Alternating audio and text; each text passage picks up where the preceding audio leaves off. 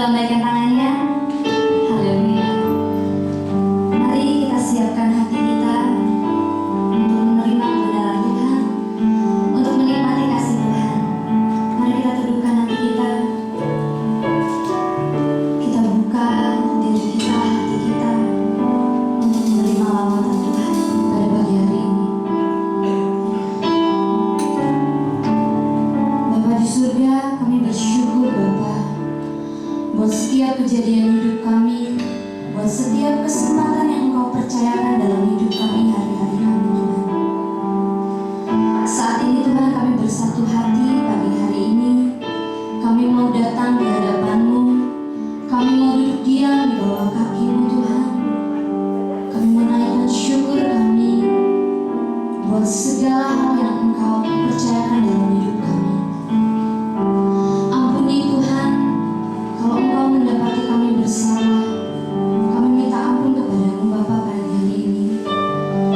Dan Tuhan kami serahkan ibadah ini dari pagi hingga siang nanti ke dalam tangan-Mu Tuhan. Biar Engkau saja yang beracara. Hanya di dalam nama Tuhan Yesus kami telah berdoa dan mengucap syukur. Haleluya. Amin.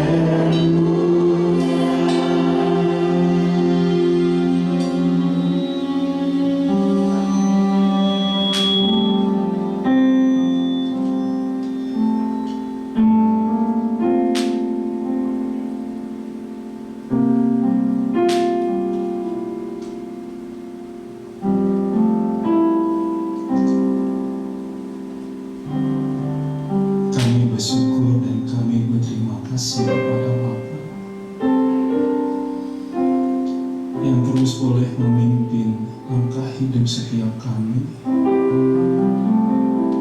yang terus memberikan penerangan, pencerahan manusia batinnya setiap kami.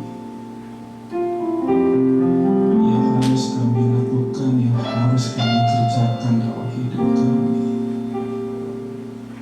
Kami bersyukur dan kami berterima kasih kepada-Mu Bapa yang mengasihi setiap kami semua. Ini setiap kami pagi hari ini anak-anak-Mu Bapa. Bila kami boleh menikmati kehadiran-Mu, menikmati penerangan-Mu yang terus boleh mencerahi manusia batinnya setiap kami,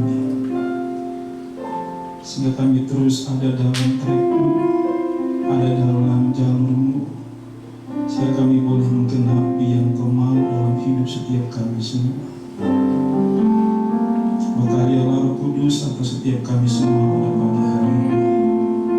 Pimpinlah setiap pribadi-pribadi kami semua, baik kami yang ada di ruangan ini maupun jemaat-Mu yang ada di rumah. Tuhan, tolong setiap kami semua untuk kami boleh mendapati penerangan-Mu. Terima kasih Bapa, pimpin hamba-Mu untuk menyampaikan apa yang menjadi isi hati-Mu bagi setiap kami. Dalam nama Tuhan Yesus kami berdoa dan bersyukur kepada Engkau. Haleluya. Amin. Baik, silakan maju saudara.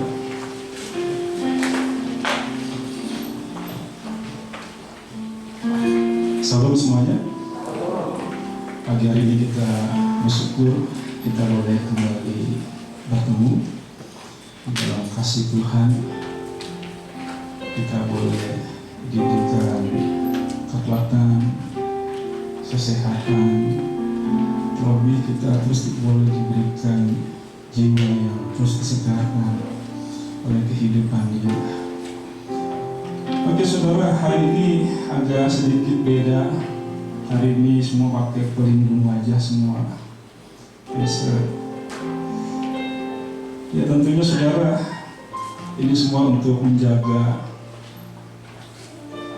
mau nggak mau memang kalau bahasa apa presiden kita, ya kita harus berdamai dengan corona. Jangan terkunci, kita berdamai. Artinya berdamai, ya kita tetap menjalani aktivitas kita seperti biasanya. Cuma harus disertai dengan protokol kesehatan yang sudah diteliti, yang sudah diamati semua. Ada beberapa item penting yang harus dipahami oleh manusia. Karena di pandemi ini gak hanya di Indonesia, ini di seluruh dunia. Maka setiap orang harus belajar untuk memahami dan disiplin. Jadi ada baiknya sebenarnya. Karena banyak orang susah untuk disiplin. Kalau mau disurvei sebenarnya, kalau mau jujur, banyak orang tidak disiplin.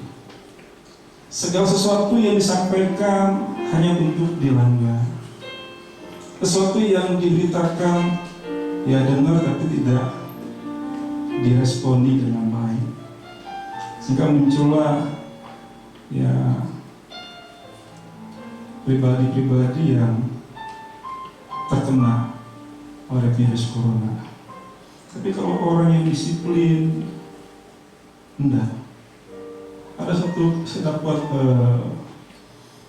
video, ada seorang dokter, saya lupa namanya.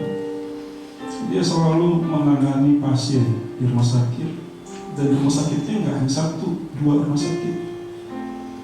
Tapi dia begitu disiplinnya, ya dia nggak sampai terkapar. Rahasianya dia ungkapkan adalah disiplin. Nggak ada kata lain, disiplin. Dia nyampe di rumah, dia nggak sapa dulu, artinya dia langsung ke kamar mandi, dia buka semua pakaiannya, dia mandi, baru bisa menyapa keluarganya. Dia siapin semua saranannya.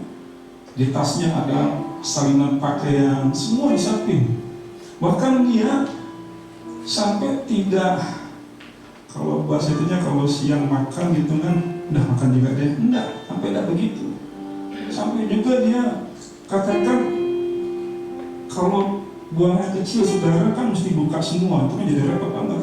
Jadi nggak mau KPN pos katanya. Artinya disiplin. Disiplin ini membuat dia bisa tetap eksis, bisa membantu banyak orang. Dia bisa melakukan apa yang menjadi bagiannya. Jadi intinya adalah disiplin. Nah, gereja Tuhan pun harusnya demikian. Kita harus jadi contoh buat teman-teman kita, saudara kita, lingkungan kita. Kita harus memberikan contoh pada mereka di tempat kita kerja, di tempat kita bermasyarakat. Harus memberikan contoh. Ada 3 hal utama sebenarnya yang pemerintah sampaikan. Yang pertama adalah jaga jarak. Sekarang minimal 2 meter. Ketika kumpul, ada orang meremehkan karena mungkin dekat, saudara dekat segala macam, gitu kan. Udah nggak pakai masker, lalu dekat sekali, gitu kan. Nggak tahu, ternyata saudaranya atau mungkin temannya itu sudah terkena. Ketika berbicara, itunya virusnya mengenai dia. Jadi mau kita mesti belajar disiplin. Lahiriah kita dilatih untuk disiplin di saudara. Jadi ada makna di balik semuanya, itu ada makna. Kita dilatih untuk disiplin. Dan disiplin ini nggak mudah, nggak gampang. Kalau mau jujur ini nggak gampang. Untuk bisa disiplin secara lahiriah aja nggak gampang, loh saudara. Apalagi disiplin rohani. Yang lahiriahnya pun nggak bisa, apalagi rohani. Punya waktu-waktu dengan Tuhan yang terus kontinu. Enggak waktu lagi mood, enggak mood, senang enggak senang. Dia punya waktu dengan Tuhan. Dia punya waktu-waktu khusus dengan Tuhan. Setiap hari dia mendisiplinkan dirinya. Karena Tuhan adalah hal yang paling penting, hal yang paling utama dalam hidupnya. Dia mendisiplinkan dirinya untuk membangun hubungan persekutuan dengan Tuhan. Nah tadi, kalau gereja Tuhan tidak disiplin dalam hal lahiriah, dalam hal ini protokol kesehatan, bagaimana mungkin bisa disiplin rohani?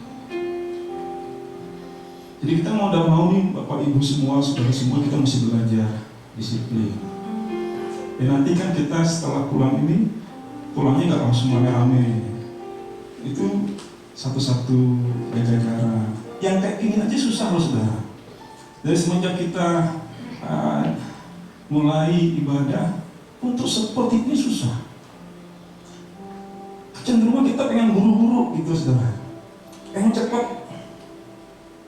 Nah untuk sedikit ngantri, sabar, itu nggak bisa nahan gitu saudara.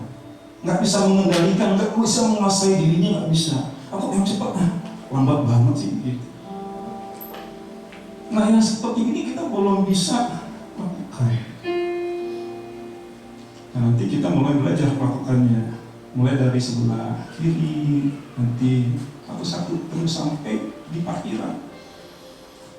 Kita atur jarak kita untuk kebaikan kita bersama. Amin saudara.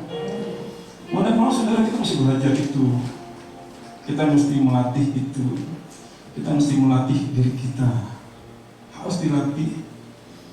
Tidak bisa tidak. Orang-orang kudusnya mesti melatih dirinya sedemikian rupa. Lahiriah dia bisa, rohaninya pasti bisa. Harus latih itu dalam hidupnya. Sehingga kita bisa masuk kepada apa yang Bapak mau dalam hidup kita. Jangan jadi terkunci kitanya. Kita jangan sampai terkunci, terpasung gitu saudara. Kita kasih pemikiran yang brilian oleh Tuhan. Ada orang-orang yang kasih untuk mengatasi hal ini. Dan tinggal kita bagaimana meresponinya, menjalaninya, dan memperjuangkannya agar saya bisa ikut seperti itu. Kan ini satu kebiasaan baru, pakai masker. Saya juga susah memakai masker, tapi bisa belajar sekarang. Kalau balik, belum pakai masker, balik lagi ke rumah. Mau sih balik, nggak terobos udah nanti nggak apa-apa lah. Nggak begitu. No, ya soalnya bisa nggak apa-apa. Jangan ikuti orang lain. Jangan ikuti yang salah. Ikuti yang benar. Ya cenderung kita hatinya selalu gitu, nggak apa-apa, ini nggak apa-apa juga tuh. Sehat-sehat aja. Nggak seperti itu saudara. Kita mesti berubah. Jadi kita ikuti apa yang sudah dipikirkan, dianalisa, diriset semuanya. Itu terbaik saat ini buat kita. Sehingga kita nggak terkunci oleh corona. Yang mengerti katakan amin. Kita mesti tetap berkarya, tetap maju kepada apa yang Bapak kehendaki. Situasi kondisi jangan sampai membelenggu kita. Situasi kondisi jangan sampai membuat kita mencekam, membuat kita seperti ketakutan, cemas. Enggak saudara. Justru Tuhan melalui hal ini apa yang sedang kau latih bagi diri. Nanti ini kita belajar seperti itu.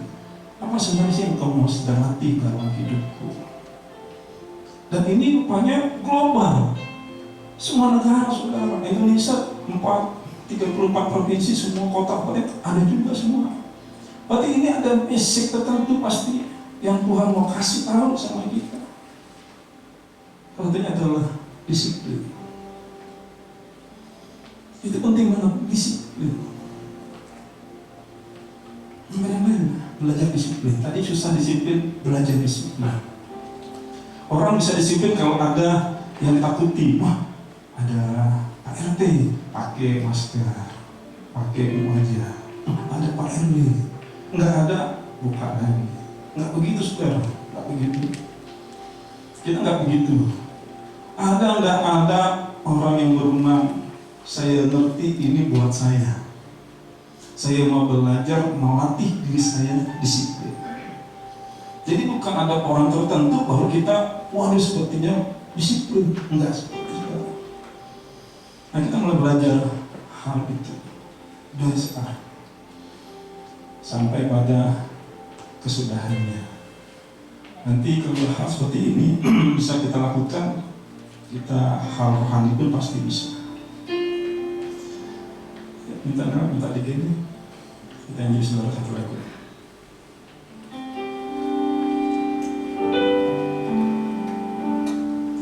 Jagaku Tuhan dalam kebenaran, jagaku dalam kesucian Bapa.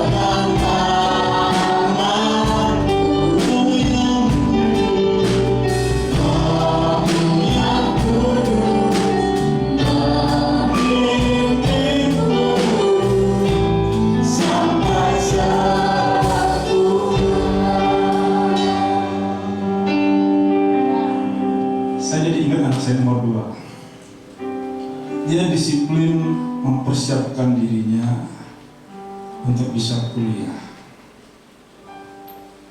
Kalau swasta biayanya besar sekali. Dia berjuang untuk bisa masuk sekolah perguruan tinggi. Tahun kemarin dia gagal, lalu dimulai tahun ini dimulai. Ketika kemarin gagal, waktu yang ada kayaknya sayang kalau hanya dibiarkan begitu saja. Dia bekerja, dia lama sana sini, semua tes diikuti. Rupanya itu suatu berkat. Dia diajar pengalaman-pengalaman. Tuhan kasih pengalaman-pengalaman sama dia. Dia cerita sama saya, Pak, tadi seperti ini, tadi seperti ini, bagus dong. Tesnya seperti ini. Dalam tes dia sampai kepada puncaknya. Cuman dia kalah di tes terakhir. Itu wajar. Tapi akhirnya dia berhasil. Nah, setelah dia bekerja, dia sudah pasang planning kapan untuk masuk sekolah negeri dimulai. Nah, dia sudah prepare 2 bulan sebelumnya, dia akan konsentrasi penuh. Makanya dia mulai buat konsepnya sebelum 2 bulan masuk ujian, dia akan resign dari tempat kerjanya. Karena memang dia bekerja untuk menyiapkan atau menggunakan waktu yang ada. Sekalian cari pengalaman. Nah, setelah itu dia mulai berhenti, dia belajar pagi siang, disiplinnya nggak terpengaruh dengan teman-temannya yang di luar, nggak terpengaruh. Pagi siang malam disiplin. Akhirnya ada hasilnya. Dan diterima di perguruan tinggi negeri yang ada di Karawang Musika. Dan saat ini juga masih ada kesempatan untuk dia bisa masuk di perguruan tinggi kedinasan imigrasi. Dia persiapin terus saudara tuh. Ujian tertulisnya disiapin, dia belajar. Kesehatan saya bantu dia, ada kelemahan dalam kesehatannya karena ada beberapa item yang akan dinilai. Saya bantu supaya yang lemah bisa jadi bagus. Walaupun itu biaya, ya saya perjuangkan biayanya. Nah, kemarin tes kesehatan berhasil. Berikutnya ini tes fisik. Nanti di Mako Brimob Pondok Kelapa ini, daerah Depok sana, tes kesehatan. Latihan terus dia. Saya siapin menunya. Jadi saya terus mempersiapkan dampingi dia. Apa harus dia lakukan ketika bantu dia. Kamu harus makan ini, istirahatnya seperti ini, pernapasan seperti ini nanti. Bantu dia. Dan dia disiplin itu juga. Jadi ketika orang disiplinkan dirinya, pasti menghasilkan yang baik dalam hidupnya. Tidak mungkin tidak. Makanya kita tidak terpengaruh dengan orang lain. Jangan mudah pengaruh orang lain. Nggak apa-apa. Saya ikut juga deh. Jangan seperti itu, saudara. Jangan ikut-ikutan orang lain. Jangan. Kita mesti punya destiny. Kita mesti mengerti tujuan dari apa yang kita lakukan ini. Kita ngerti destiny-nya, tujuannya itu apa. Untuk keselamatan kita, agar si corona tidak mengganggu kita. Nah, kalau kita cuma ikut orang lain, habis kita. Jadi kita mesti belajar hal itu. Nah, itu saudara. Dan melanjuti beberapa minggu lalu, ketika Tuhan memberikan penerangannya, hendaklah setiap orang jangan tidur, tapi berjaga-jaga, sadar dan berjaga-jaga. Janganlah setiap orang tidur seperti orang lain tertidur. Tertidur sini bukan berarti kita nggak tidur lahiriah, bukan. Kita tetap kepada fokus tujuan yang utama. Jangan sampai kita beralih kepada hal yang lain. Karena penyelamatan yang dikerjakan Yesus kepada kita di Kasal itu punya tujuan. Nah, tujuan ini harus dipahami, dimengerti oleh setiap kita semuanya. Jangan sampai keluar. Ketika kita keluar dari tujuan penyelamatan, itu sama dengan kita tidur. Kita nggak berjaga-jaga, kita nggak sadar. Kita seperti pemabuk, dia memang beraktivitas, tapi dia nggak tahu apa yang dia kerjakan, apa yang dia perbuat, apa yang dia lakukan, dia nggak ngerti. Tadi kamu ngapain? Nggak tahu. Tak sadar dia. Nggak tahu apa yang dia perbuat. Nah kalau kita, enggak. Kita bisa ngerti, saya tujuannya apa nih? Saya terfokus kepada hal itu, walaupun bergoncang sana, bergoncang sini, saya tetap kepada tujuan. Kalau kita nggak mengerti hal ini, kita gampang dipimpong, saudara. Gampang dipimpong kitanya nanti. Akhirnya ada hanya kekhawatiran dan kecemasan.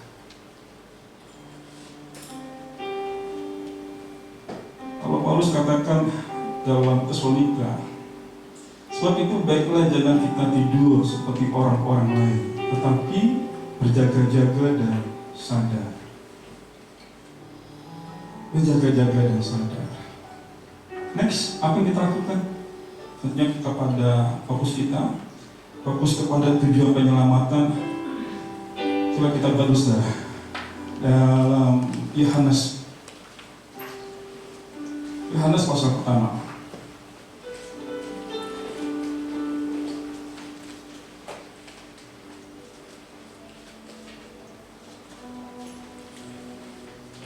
Kitab Yohanes pertama ayatnya yang ke-12. Ada satu misi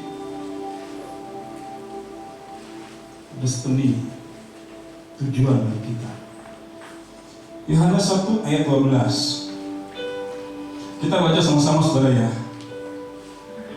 Hitungan yang ketiga kita baca bersama-sama Yohanes 1 ayat 12. 1, 2, 3. Tetapi semua orang yang menerimanya diberinya kuasa supaya menjadi anak-anak Allah, yaitu mereka yang ada dalam namanya. Lihat saudara, apa yang dikatakan oleh Yohanes, semua orang yang menerimanya diberinya kuasa supaya apa? Menjadi anak-anak Allah. Ini destiny kita, tujuan penyelamatan untuk hal ini, agar kita kembali kepada rancangan Dia yang semula, memiliki gambar dan rupa seperti Dia. Jangan sampai kita beralih kepada hal yang lain. Agenda kita hanya ini sebenarnya, nggak ada yang lain. Agenda kita ini, saudara. Bagaimana kita berkeadaan, bukan hanya status sebagai anak Allah, tapi berkeadaan sebagai anak-anak Allah. Jadi bukan status, karena saya Kristen, saya berkitab, saya anak Tuhan. Belum tentu. Bukan hanya karena punya benda lahiriah Alkitab, lalu saya pakai aksesoris rohani maka saya anak Allah. Karena saya ke gereja maka saya anak Allah. Belum tentu. Sebab untuk berkeadaan seperti ini bukanlah hal yang mudah. Ini perlu respon, tanggapan dari setiap orang untuk berkeadaan seperti dikatakan oleh Yohanes.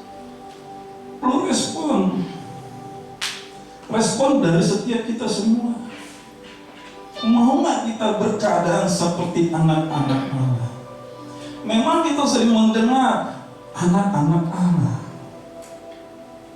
dan banyak asumsinya ya sudahlah, kita ke gereja. Ketika di gereja nggak konsen dengan apa yang sedang disampaikan. Pikiran kita mungkin melantur ke tempat atau ke suasana yang lain, bukan di saat dia berada. Jadi ini enggak gampang, saudara. Tapi di sini kita mengatakan ini tujuannya. Untuk itu, untuk mencapai ini, Bapak memberikan sarananya, Bapak memberikan fasilitasnya, supaya setiap orang yang menerima Yesus, dia bisa kembali kepada rancangan semula Bapa, menjadi anak-anak.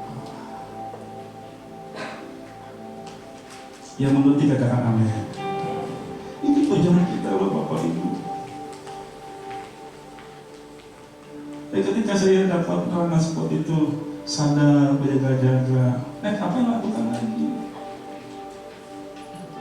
Terus terus penerangan. Jadi lebih bisa lebih terus mengarahkan diri kita. Dan ini bukan sesuatu yang instan, yang bisa langsung jadi, enggak. Dengar langsung jadi, kling, enggak. Ada pergulatan hebat dalam diri kita. Paulus ngomong ada pergulatan hebat di dalam dirinya.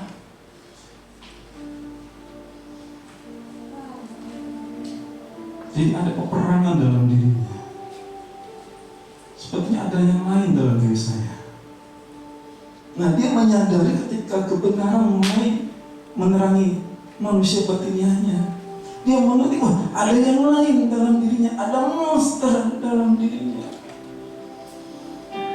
Nah, ketika dia tidak bertemu dengan Yesus, dia tidak menyadari hal itu. Makanya dia katakan, apapun juga secara rohani saya paling disiplin. Tapi ketika teman Tuhan Yesus, wah ini rupanya yang harus dikejar. Ini yang harus kuraih dalam hidup. Makanya dulu apa dari kebanggaan dia, kesenangan dia. Ya, itu rupanya yang tak ada nilainya sama sekali rupanya.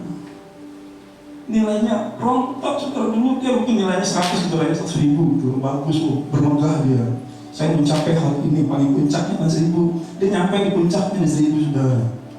Ketemu Tuhan Yesus, yang 1.000 ini ada nilainya, rontok, turun, nyusap, saudara. Nggak ada nilainya sama sekali. Dia katakan udah seperti sampah semuanya. Justru dengan itu saya terkunci, terbelenggu. Saya bermegah dengan hal itu. Terkunci dia, terbelenggu dia. Makanya dia ketika bertemu dengan Tuhan Yesus, dia mulai mengarahkan dirinya kepada Yesus.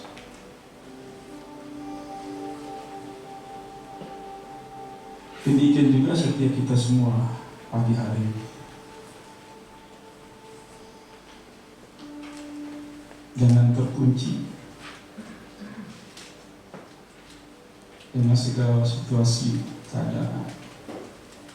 Tetap arahkan pada tujuan sampai mencapai garis akhir. Hari ini saudara, tema kita hari ini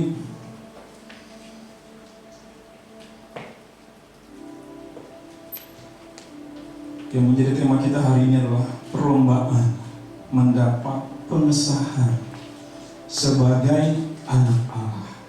Ini tema kita. Perlombaan mendapat pengesahan sebagai anak Allah. Disahkan, yes, kamu anak saya. Katanya kalau untuk pengesahan itu kan pasti ada yang harus disiapkan. Harus ada yang harus dilakukan. Baru dia sah, ada memang engkau anak Allah. Kalau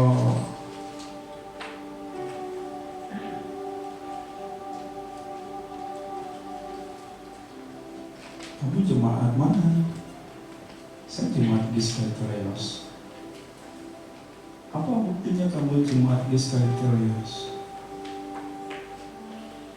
Dan saya beribadah di sana.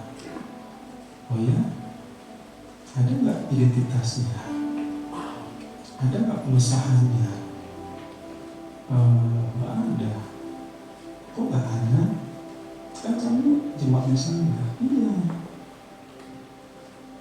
Tapi kamu nggak ada identitasnya. Enggak.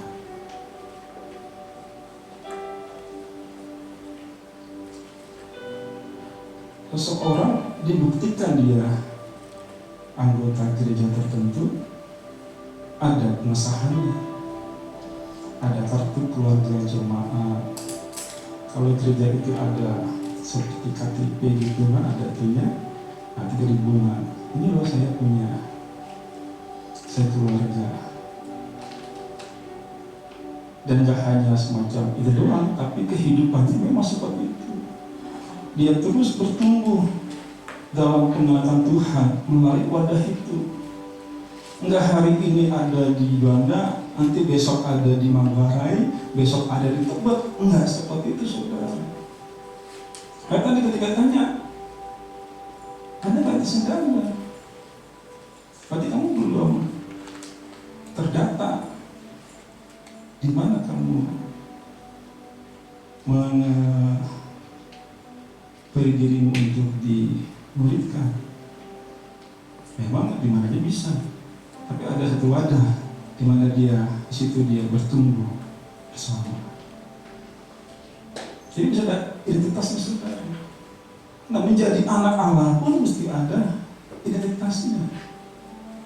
Enggak hanya sebutan anak Allah, enggak hanya karena saya Kristen, KTP saya Kristen, enggak.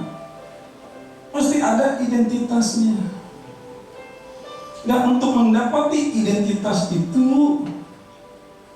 bukan perkara yang mudah, bukan perkara yang gampang.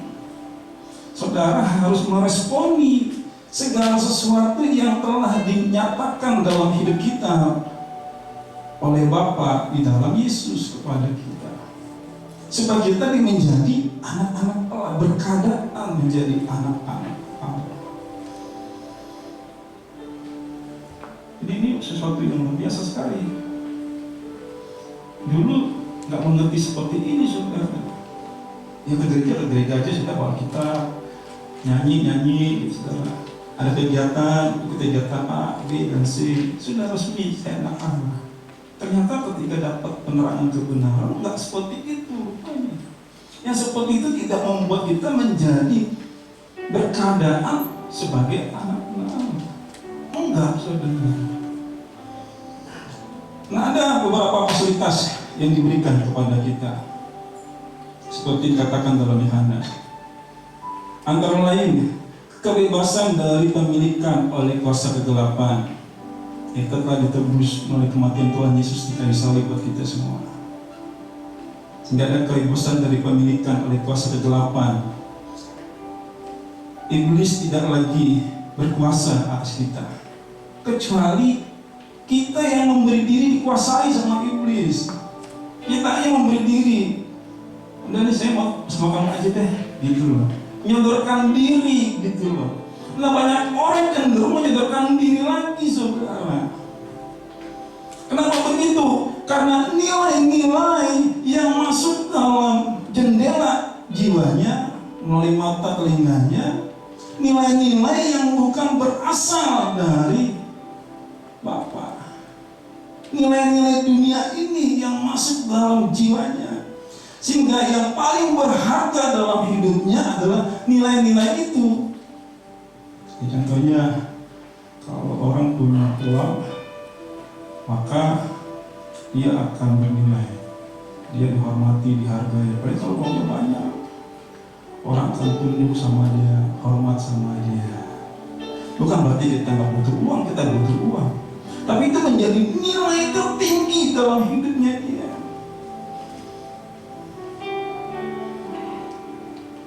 Nah, inilah yang diajarkan oleh nenek moyang kita turun-temurun. Kalau kamu nggak memiliki yang tawarkan dunia ini, kamu akan dianggap oleh orang lain. Kamu akan dikucilkan, kamu akan dijauhi. Akhirnya itu yang masuk dalam jiwanya. Itu yang menguasai jiwanya. Nah, nilai-nilai yang masuk dalam jiwa kita itu cenderung membuat kita jauh dari Tuhan.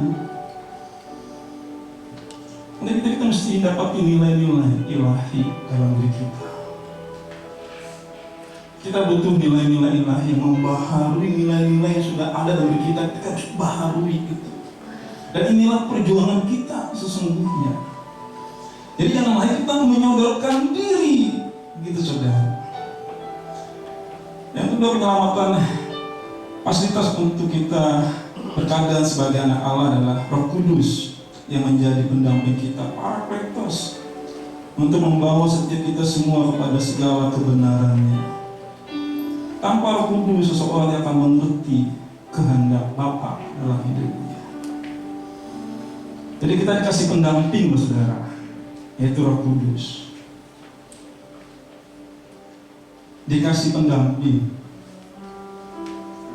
Nilai-nilai yang seharusnya yang mewarnai jiwa kita diajarkan kepada kita.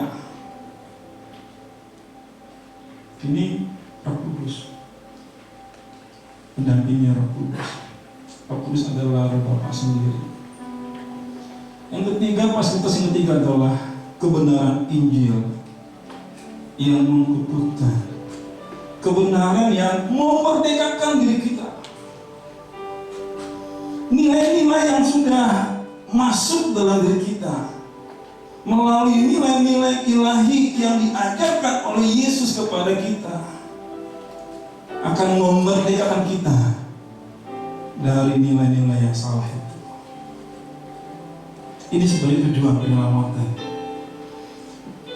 Yesus datang mengajar, memberikan contoh bagaimana hidup yang dikehendaki oleh Bapa.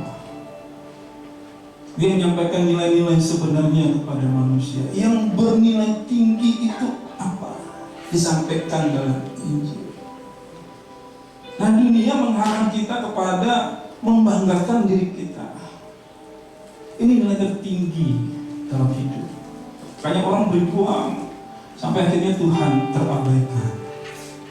Memang kita harus tetap berjuang, kita tetap bekerja, tetap belajar, tetap semuanya. Tapi kita mengerti nilai yang tertinggi itu apa?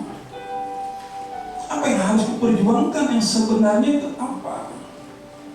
Di kesempatan hidupku yang sebentar ini, apa sebenarnya yang harus diperjuangkan?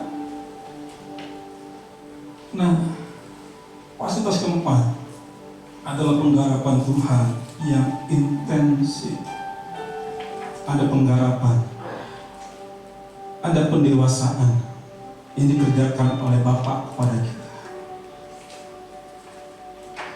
Nah, semua fasilitas ini memungkinkan setiap kita untuk hidup menurut Roh, atau berjalan dalam kehendaknya, atau menjadi manusia seperti yang dikehendaki olehnya. Fasilitas tadi memungkinkan setiap kita, orang yang percaya kepadanya, hidup menurut Roh, atau berjalan dalam kehendaknya, atau menjadi manusia seperti yang dikehendakinya. Nah, sekarang kita mau nggak meresponi fasilitas itu dalam diri kita?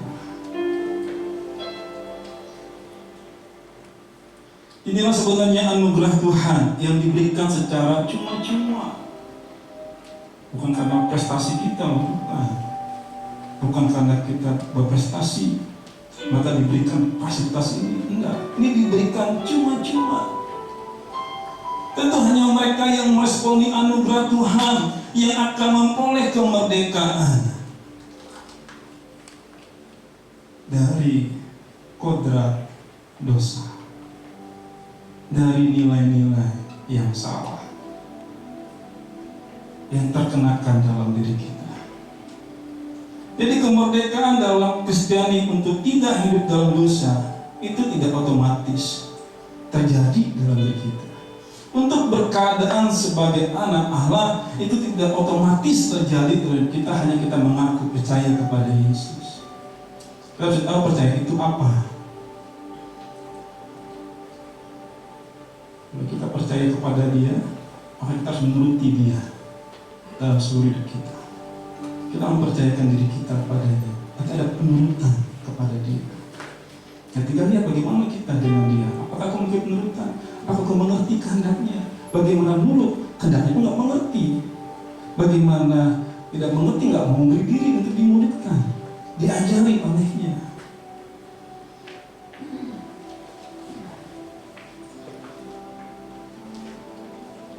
Tuhan menyediakan sarana dan berbagai fasilitas agar orang percaya mengalami pembebasan dari nilai-nilai yang salah yang sudah terkenakan dalam dirinya.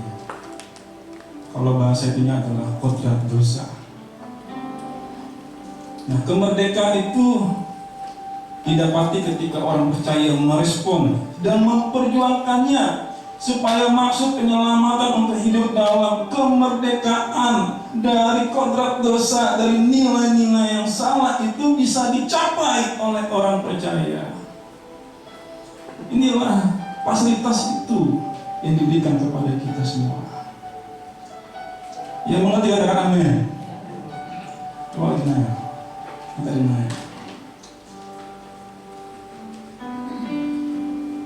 Jagaku Tuhan, jagaku Tuhan dalam kebenaran, jagaku dalam kesucian Bapa. Rinduku tetap di dalam-Mu, menikmati indahnya hadirat-Mu Tuhan. Ku percaya, Kau setia, pengampunanku, Roh yang kudus, memimpinku sampai sempurna.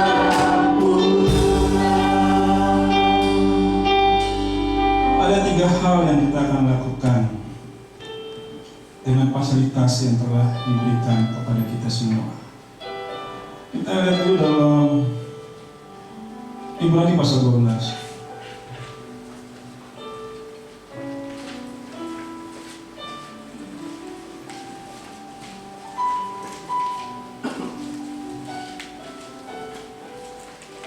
Ayat yang pertama.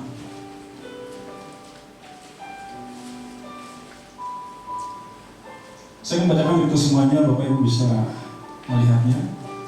Karena kita mempunyai banyak saksi bagaikan awan yang meliputi kita, marilah kita menanggalkan semua beban dan dosa yang begitu merintangi kita, dan berlomba dengan tekun dalam perlombaan yang diwajibkan bagi kita.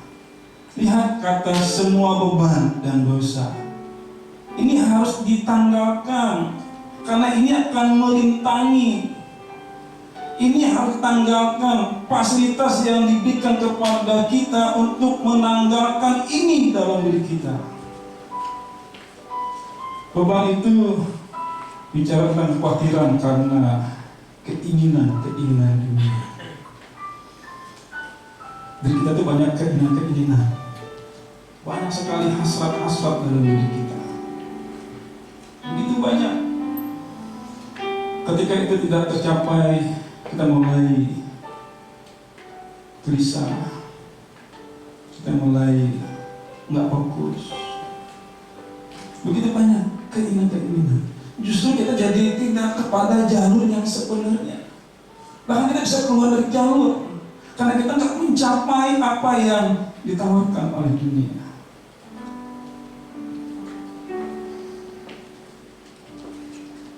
Ya banyak saudara ya, keinginan dalam diri kita. Ya nggak punya rumah, pengen punya rumah. Bukan berarti nggak boleh punya rumah, boleh saudara. Ketika dia nggak punya, dia gelisah hatinya. Kok saya nggak punya rumah ya? Saya masih kontrak terus, udah bertahun-tahun masih kontrak gitu. Membuat dia mulai kecewa, membuat dia mulai nggak semangat dengan Tuhan. Akhirnya dia jadi padam rohnya. Ini jadi merintangi dia. Oleh karena dia nggak punya rumah, semestinya kalau saya masih kontrak sudah, saya jalani hidup saya, tidak apa-apa, saya jalani. Karena memang dunia sementara waktu kok. Saya punya keterbatasan hidup dalam dunia ini. Ini bukan destiny saya untuk punya rumah, enggak. Ya kalau punya pun puji Tuhan. Tapi ini bukan destiny saya. Aduh, saya belum punya mobil. Orang-orang 4 tahun sudah punya mobil. Enak lihatnya. mulai dia gelisah, mulai dia kacau pikirannya, merintangi. Nah, ini harus ditanggalkan. Dan bagaimana menanggalkannya? Tentunya kita butuh kebenaran nilai-nilai ilahi dalam diri kita setiap hari. Makanya orang percaya mesti punya waktu bersekutu dengan Tuhan setiap hari. Kita mesti dapetin nilai-nilai dari Dia dalam hidup kita semua. Apakah yang sebenarnya yang bernilai dalam hidup ini? Nah, kita mulai diisi dengan kebenaran-kebenaran dalam diri kita yang membawa setiap kita mengalami pembaharuan, perubahan cara pandang kita, yang diubah cara pandang pola pikir kita. Lalu dosa ini bicara tentang ketidakpercayaan kepada Tuhan. Jadi dia tidak percaya lagi sama Tuhan. Dosa itu kan hamartia, dia meleset. Tuhan ngomongnya ini, dia yang lain yang dikerjakan. Dia meleset. Ini dosa, ketidakpercayaan kepada Tuhan. Ini jadi satuan antara beban dan dosa ini. Kalau kita percaya sama Dia, maka kita memiliki penurutan kepada Dia. Tidak bisa tidak kita memiliki penurutan kepada Dia. Ini yang pertama. Yang kedua adalah fokus kepada Tuhan Yesus. Untuk kita boleh mengenakan fasilitas, untuk kita boleh berkeadaan sebagai anak-anak Allah, kita fokus kepada Tuhan Yesus. Tuhan Yesus adalah contoh bagi kita semua. Lihat bagaimana Dia mengarahkan dirinya kepada Bapa dalam hidupnya. Bukan segala yang bersumber dari dirinya, dia semua bersumber daripada Bapa. Maka bahasa Dia ketika murid-murid tanya, ini ada makanan nih, makan dulu deh. Yesus ngomong sama mereka, makanan pun ialah melakukan kehendak Bapa. Artinya ini yang bernilai. Kebahagiaanku, sukacitaku kalau aku bisa melakukan yang Dia mau dalam hidupku.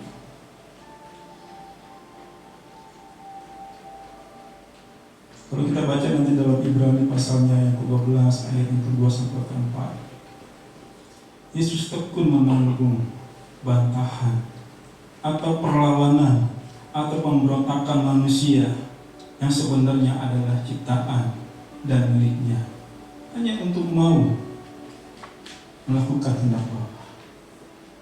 Dia tekun menanggung bantahan, perlawanan, pemberontakan manusia. Agar apa? Agar manusia memperoleh kesempatan kembali kepada rancangan semula. Dia menebus kesalahan-kesalahan manusia di dalam dirinya. Itu suatu hal yang luar biasa. Dia mau melakukan kehendak Bapa, dia mau mati agar kita hidup.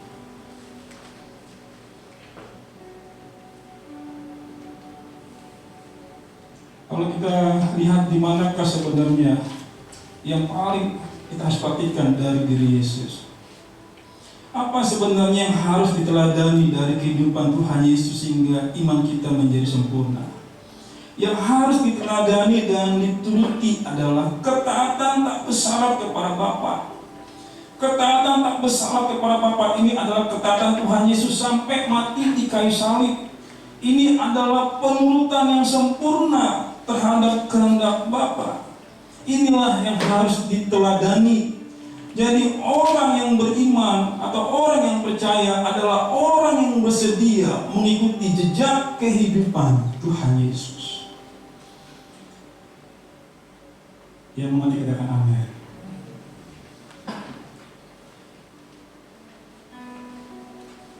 Yesus memiliki ketaatan yang penuh kepada Bapa di surga.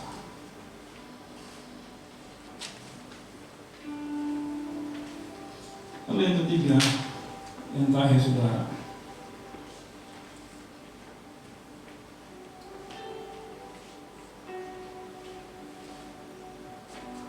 melihat kesulitan, tantangan dan godaan sebagai alat Bapa. Saudara bisa lihat juga di Ibrani pasal 12 ini ayat 5 sampai dengan ayat 11. Kalau kita mau menjadi berkeadaan sebagai anak Allah, maka Bapa akan mendidik kita. Dia akan didik kita sebagaimana seorang bapa dengan anaknya secara lahiriah. Dengan segala yang dia pahami baik, maka orang tua akan mendidik anaknya. Kalau orang tua yang benar, dia akan mendidik anaknya kepada hal yang benar. Tapi Bapa di surga mendidik kita supaya kita berkeadaan seperti perancangan Dia sendiri, memiliki rupa gambar seperti Dia. Kita didewasakan oleh Dia. Ini yang Dia kerjakan dalam kita setiap hari. Dia didik kita. Kalau ada kesulitan, kalau ada tantangan, itu seperti apa ya, kalau orang tua itu anaknya nakal, kalau jalur itu pakai sapu kakinya atau pakai tongkat untuk mensabet bagian yang tidak merusak anak itu, dihajar supaya anaknya sadar. Dan Bapak kita mendidik kita sedemikian rupa supaya kita dewasa mengerti, supaya kebenaran-kebenaran yang Dia berikan kepada kita itu hidup dalam diri kita. Jadi ini suatu perjalanan yang panjang, bukan sehari, 2 hari, sebulan, setahun, 2 tahun, enggak, saudara. Ingin dikerjakan dalam diri kita. Dia terus mendidik kita supaya kita menjadi pribadi-pribadi yang dewasa, disempurnakan, diubah oleh Dia sebagai orang-orang yang respon. Karena dalam ibadah ada orang-orang nggak respon, nggak mau diri Tuhan, nggak mau, maka dia tidak bisa berkeadaan sebagai anak Allah. Dan dia nanti pasti tidak mendapati pengesahan kalau dia anak Allah. Dia notos, tidak asli notos, atau bukan berkeadaan seperti dirinya dia. Anak itu bukan berkeadaan seperti dirinya. Anak yang sah yang dapat pengesahan adalah anak yang memiliki natur seperti dirinya. Engkau anakku yang sah, engkau anak, karena dalam dirimu ada naturku. Kalau dia nggak punya natur Bapak dalam hidupnya, bukan anak yang sah, bukan huios, tapi notos palsu. Kita bukan anakku, dan kau tidak bisa bersama denganku di kerajaan surga. Saudara, ini yang harus kita pahami sama-sama pada pagi hari ini. Jadi kita mulai mengarahkan kita terus kepada hal ini. Bapa di dalam Yesus hendak mau menuntun hidup kita semua supaya kita berkeadaan atau mengambil bagian dalam kekudusannya, karena Dia adalah kudus adanya. Anak-anak Allah adalah anak-anak yang berkeadaan seperti Bapaknya, memiliki natur seperti Bapaknya. Untuk itulah isi hidup kita adalah perubahan dari natur dosa kepada natur ilahi. Ini isi hidup kita, ini agenda kita sudah berubah dari natur dosa kepada natur ilahi. Tapi kalau nggak ada nilai-nilai yang mewarnai jiwa kita melalui Injil, kita nggak mengerti nantinya. Bapak didik kita malah kecewa sama Bapak kita. Padahal Bapak hendak mau mendewasakan kita kecewa sama Dia. Enak jadi berkeadaan sebagai anak-anak Allah. Makanya perlu nilai-nilai. Inilah yang harus kita kerjakan setiap hari. Bapak itu hendak memberikan kita setiap hari nilai-nilai kehidupan yang membawa kita semua berubah dari kodrat dosa kepada kodrat ilahi. Amin, saudara. Yang mengerti kita bangkit sama-sama. Kita akan berdoa.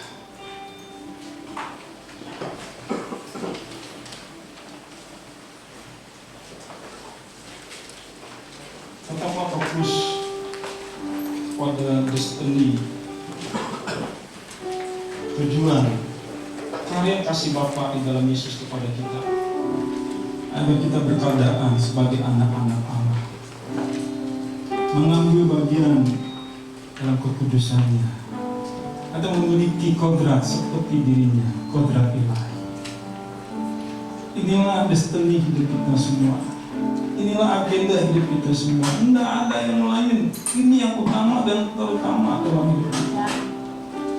Untuk itu jangan sampai kita jadi galau dengan hal-hal yang membuat kita keluar nanti dari destiny itu.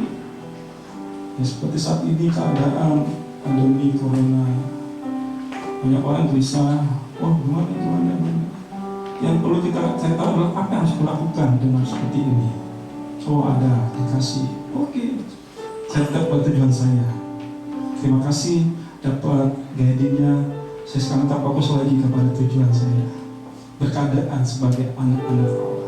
Saya masih hidup, ada kesempatan untuk mewarnai jiwa saya dengan nilai-nilai ilahi yang diajarkan oleh Tuhan Yesus,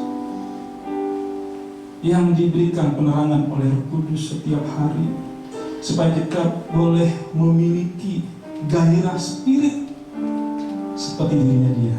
Itulah roh tadi. Kebenaran itu membuat kita memiliki gairah yang baru, spirit yang baru. Itu roh tadi. Nah, kalau ini dituruti oleh kita setiap hari, maka kita akan mulai perubahan, pembaharuan. Kita akan terus menuju kepada kehidupan yang berkodrat ilahi. Itulah hidup menurut roh. Ketika Tuhan Yesus dan Roh Kudus mengajari kita kebenaran-kebenaran, kita mulai memiliki gairah baru, spirit yang baru. Dan kalau itu dituruti oleh kita mulai mengalami pembaharuan. Kita mulai menuju kepada kodrat ilahi. Itulah roh, spirit atau gairah yang baru dari Dia. Teruslah berjuang bersama-sama. Roh Kudus mendampingi kita sampai akhir zaman, dan kita berkeadaan sebagai anak-anaknya. Jangan terpengaruh dengan apapun juga. Sepertinya bisa kita pikirkan, lihat nilainya, yang baiknya kita ambil, tetap arahkan kepada tujuan lagi. Tujuan kita adalah berkeadaan sebagai anak-anak Allah. Jangan terkunci dengan keadaan apapun dalam hidup kita. Jangan mau dikunci dengan apapun juga. Sehingga kita tidak kepada fokus yang sebenarnya dalam hidup kita. Selain pujian ini, jaga Tuhan. Terima kasih Bapa di surga. Terima kasih. Ini setiap kami semua, anak-anak-Mu yang mau memiliki kehidupan seperti hidup-Mu. Terima kasih Tuhan. Jagaku Tuhan dalam kebenaran, jagaku dalam kesucian Bapa. Rinduku tetap di dalam-Mu, menikmati indahnya hadirat-Mu Tuhan. Jagaku Tuhan dalam kebenaran, jagaku